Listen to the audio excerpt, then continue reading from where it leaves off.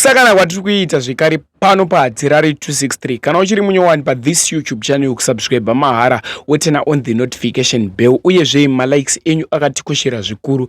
Zvinobatsira kuti video rinenge ringe richifamba kuhama neshamwari vanenge vasati vaona this video vanova vachibatsirikanawo nekuona kulike konenge wangoitawo iwewe. Zvinotibatsira kuti video rinenge rifambiswe kuhama neshamwari.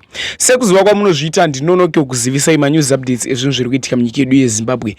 Ndinenge ndichimhanya nema-updates ezvinhu zviri kuitika munyika yedu yeZimbabwe. Saka kana uchisati walike this video, ndinokumbira ulike. Malikes enyu akatikoshera zvikuru. Zvinobatsira kuti video rineri ringe richifamba futi kuhama neshamwari nekuburikidza kulike kwaunenge wangoita this video.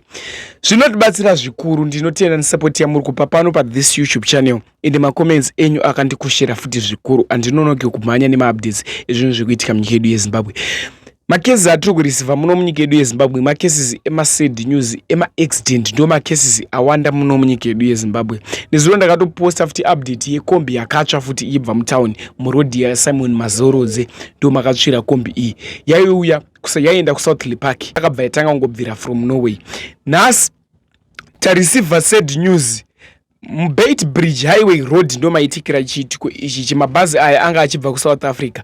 Tom's bhazi rasvika paCave, parasvika paCave richibva kuSouth Africa arina kuziva kuti murodhi mune donki. Rasvika richidhuma donki, driver azama kudriva bhazi iri nepesi panogona napo kuti arambe ari murodhi. Zvisei paazama kudriva bhazi iri nepesi panogona napo kuti arambe ari murodhi nekuti anga achiitira upenyu hwevabereki vavanga vakatakura. Driver werimbi abvawo kwanga achibva rakaitobvawo futi kuSouth Africa paranosvika richituta Tom's bus. Paratuta Tom's bus, kumberi kwebhazi reTom's bus kwangu nerimwewo futi bhazi rinonzi Mbokodo Transport. Zvarabva ranosvika richitutawo futi bhazi futi rinonzi Mbokodo Transport. Zvichireva kuti ma-accident aya abva aitika panguva imwe chete.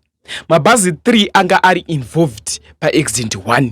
Ndinokumbira kuti zvatofunga mucomment section pamusoro penyaya. Ndichakuisira video asi video iri ndichariplaya nekuti azviite kuti tipostero pano pathis YouTube channel.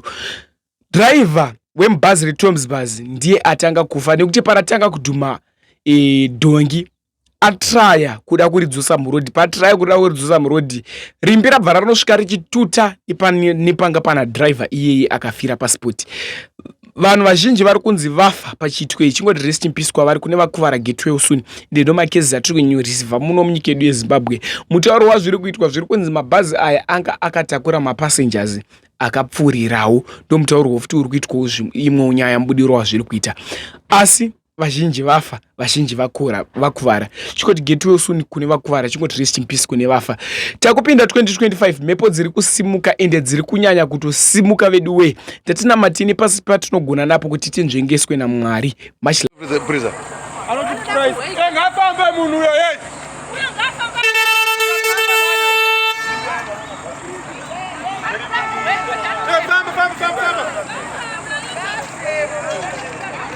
Three mabhazi akomana ari ona bana. 3 mabhazi. Yefamba manje nesenga rakho manje metura iso. Metura iso nesenga. Metura iso nesenga rakho baba ubona. Baba kocheka kuphela lapho. Yeah? Yeah?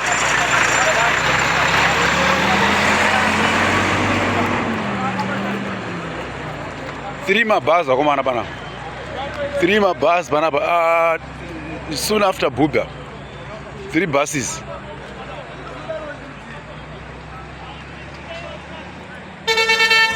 Three mabhazi at exit bana. 3 buses.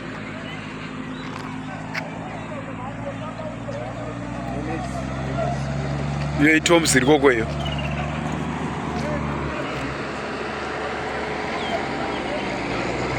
Pakaipa already yamanaka ma1 chaucha. 3 buses. The exit bana. Ya ma1.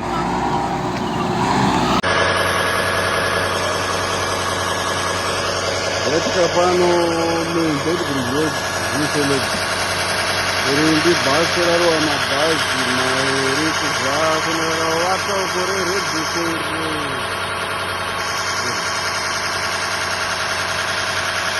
Rimbi racho ndeiri.